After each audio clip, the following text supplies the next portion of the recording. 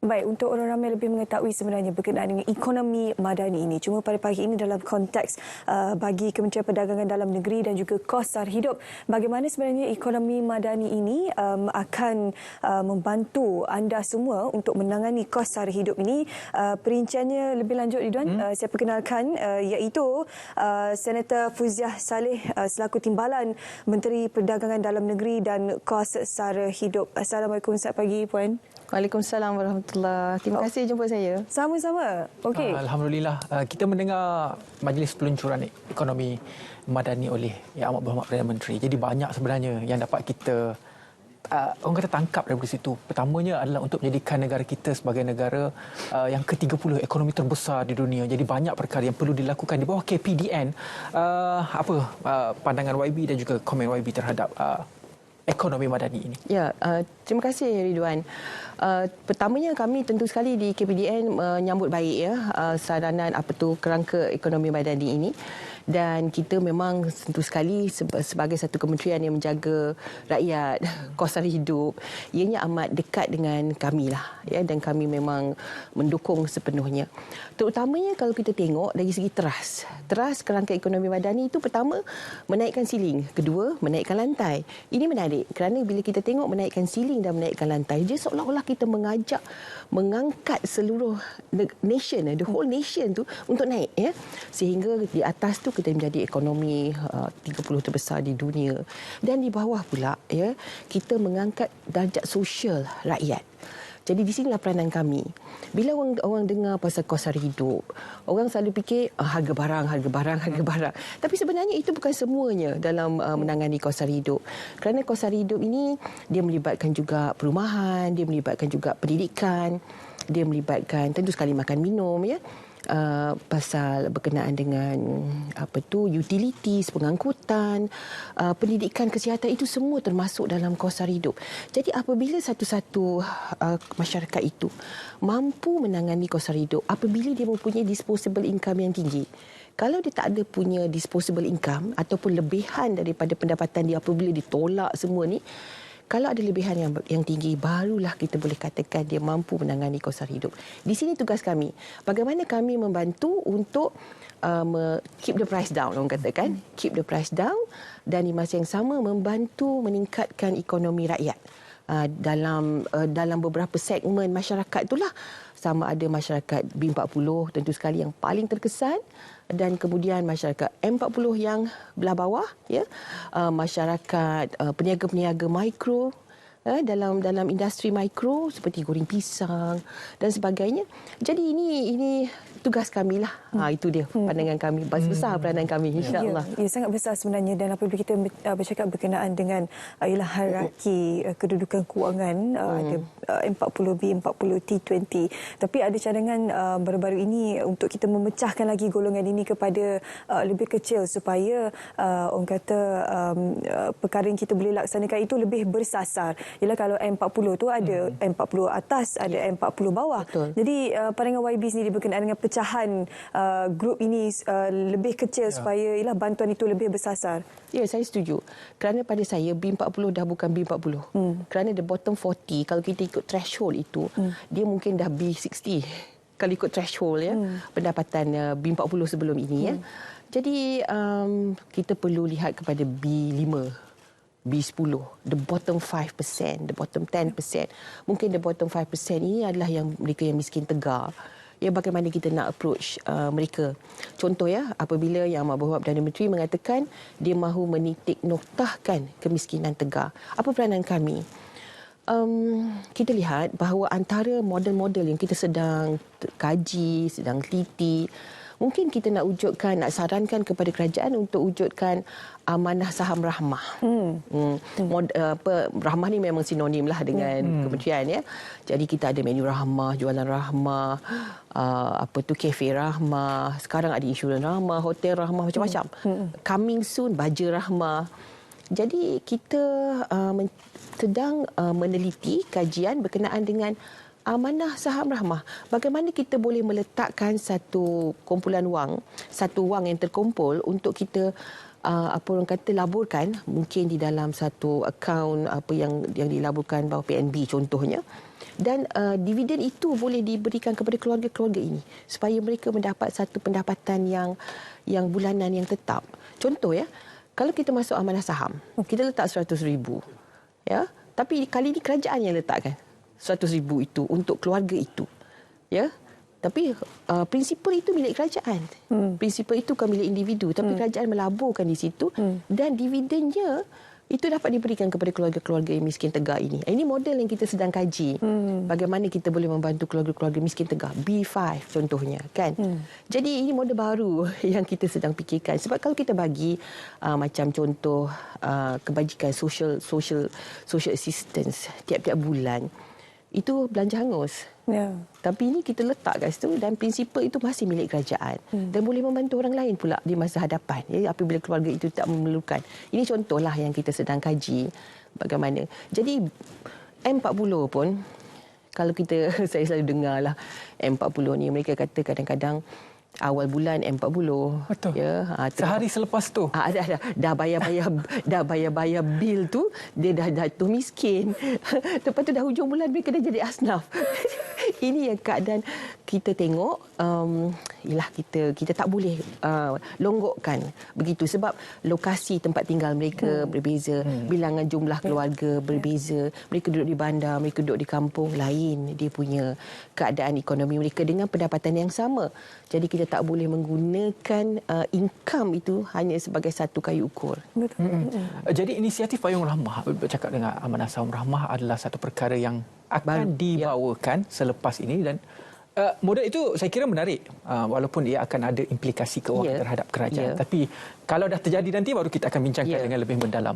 Bercakap mengenai inisiatif Payung Rahmah yang sedia ada, saya kira banyak memberi kelebihan dan juga kebaikan kepada pengguna. Baru-baru ini kita bawa juga Payung Rahmah, inisiatif Payung Rahmah ke RTM. Satu bakul, ada sayur, ada timun, ada terung, ada ayam, baru RM10.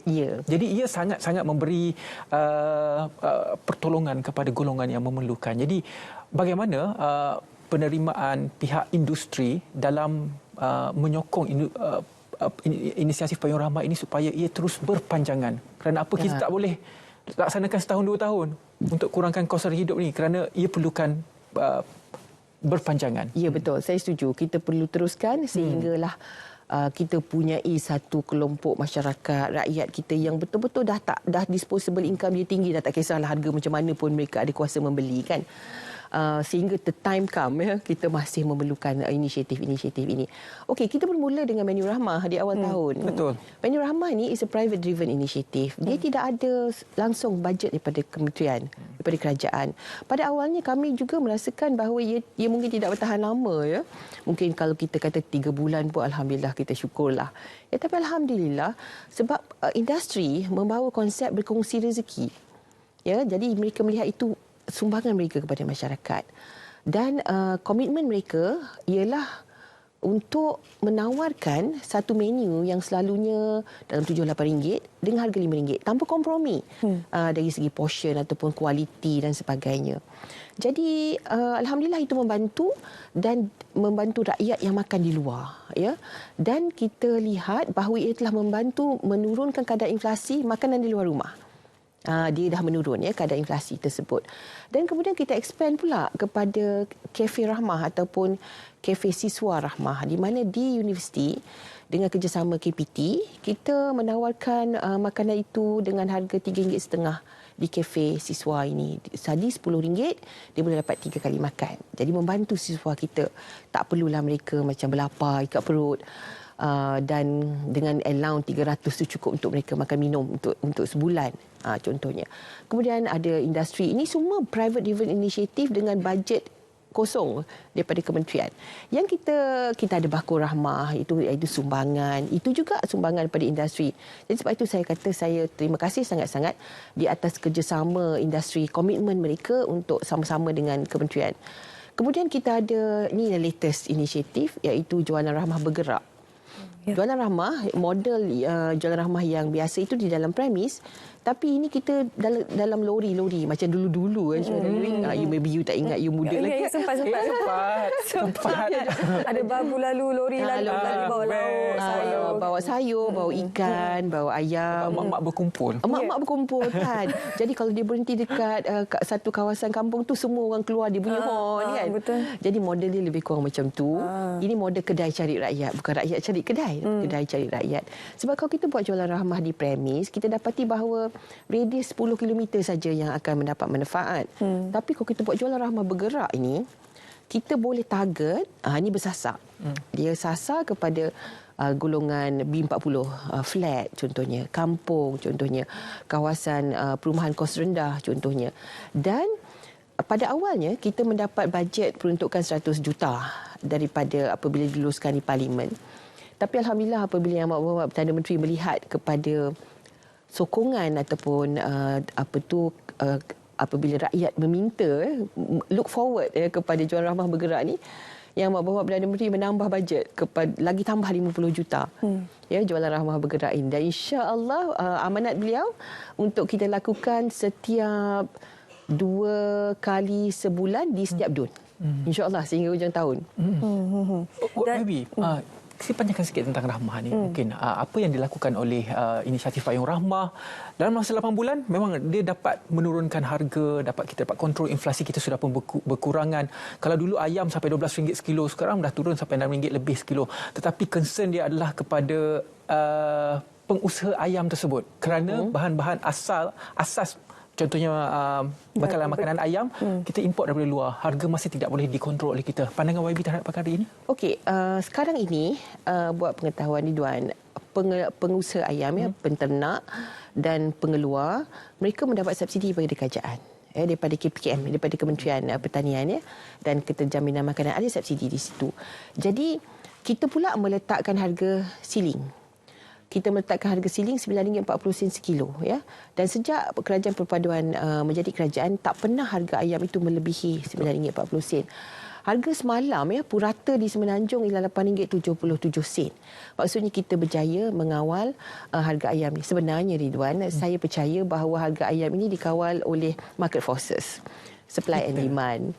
Jadi apabila jualan ramah bergerak boleh jual ayam seekor dengan RM10, jadi persekitaran itu mengikut dan terpengaruh. Kita lihat terpengaruh. Dan apabila rakyat juga mahukan harga ayam RM10 dan mereka pergi ke kedai jualan ramah bergerak yang menawarkan dengan RM10 seekor, maka persekitaran terpaksa menurunkan. Dan saya yakin sebenarnya ianya boleh dilakukan sebab dia telah pun dilakukan. Sama juga apabila kita menawarkan harga daging lembu segar dengan RM27 di jualan ramah bergerak, sedangkan harga silingnya selalunya RM38 sekarang ni harganya.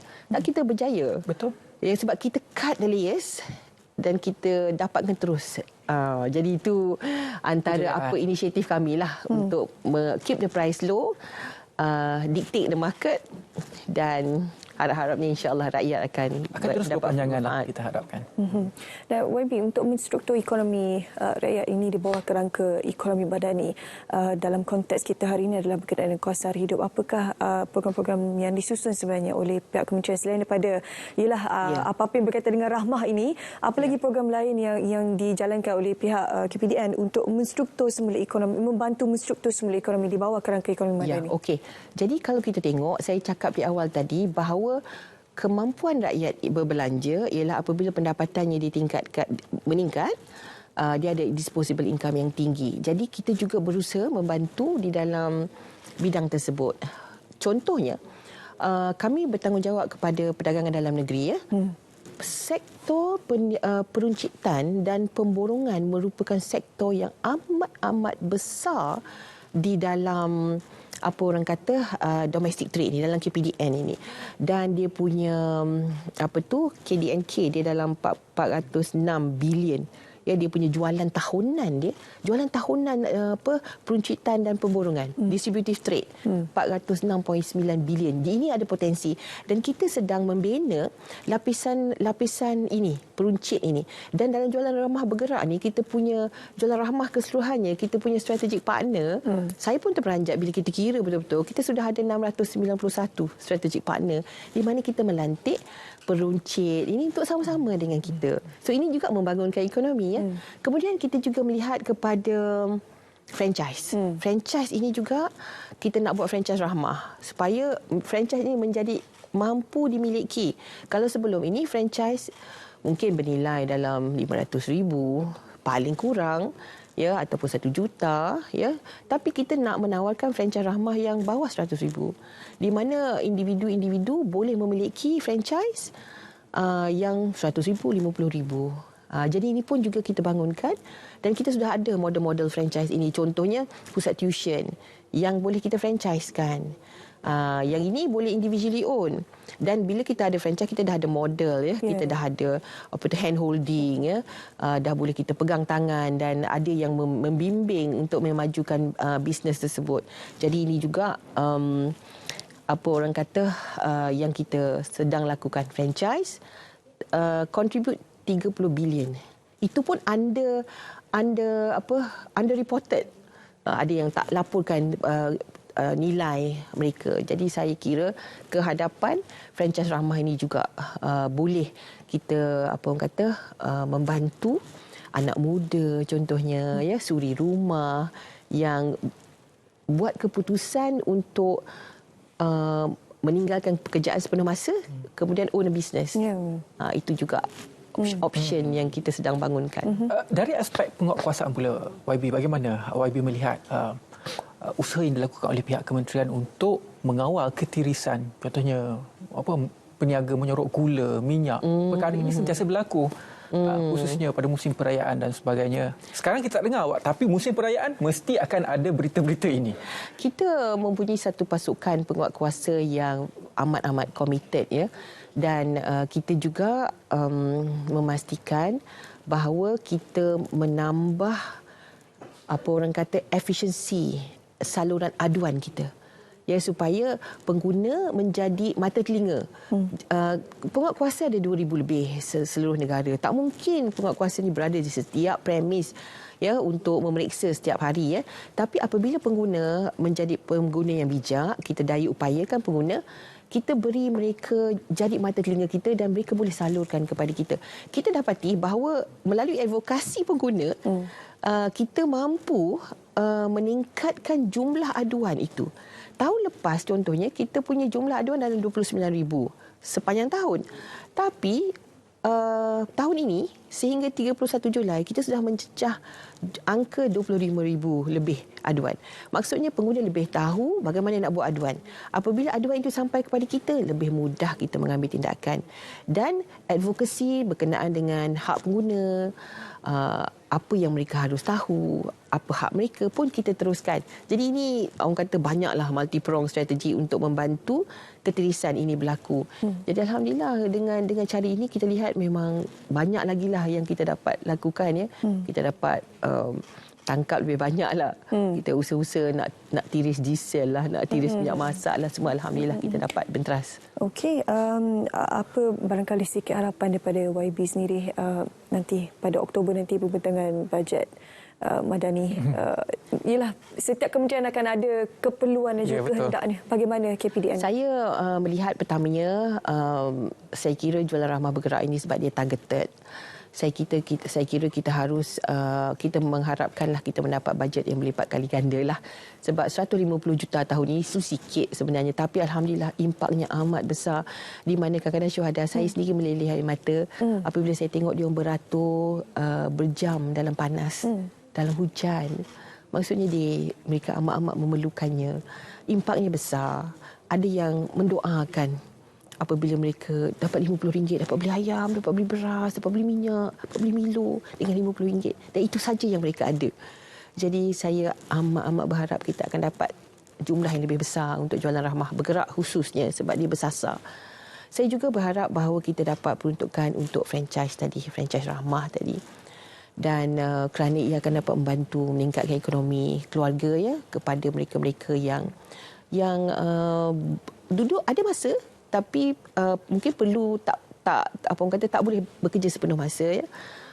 Peluang-peluang kepada anak muda ya. So kalau franchise ini kita boleh dapat juga peruntukan dan kita boleh bangunkan franchise Rahmah. Itu antaranya lah selain daripada yang lain-lain tu.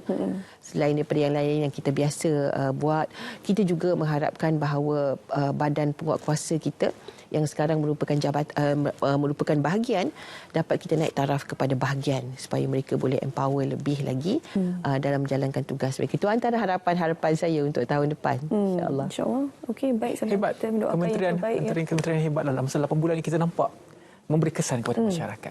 Terutama mereka yang memerlukan lah, kan. Alhamdulillah. Okey, semoga YB terus cekang untuk menerajui kementerian yang saya kira portfolio yang kuat juga selain daripada Rapat dengan masyarakat sekarang ni. Dia rapat dengan masyarakat. Ya, dia bangun tidur je, dia fikir rakyat. Telur, ayam, minyak, gula.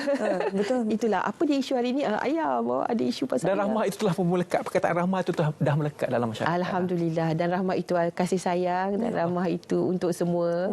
InsyaAllah. Rahmatan lil alamin. Terima kasih banyak-banyak YB Senator Fuziah Saleh, Terima kasih. Timbalan Menteri Perdagangan Dalam Negeri dan juga Kos Sara Hidup. Terima kasih banyak-banyak YB. Baiklah, kita akan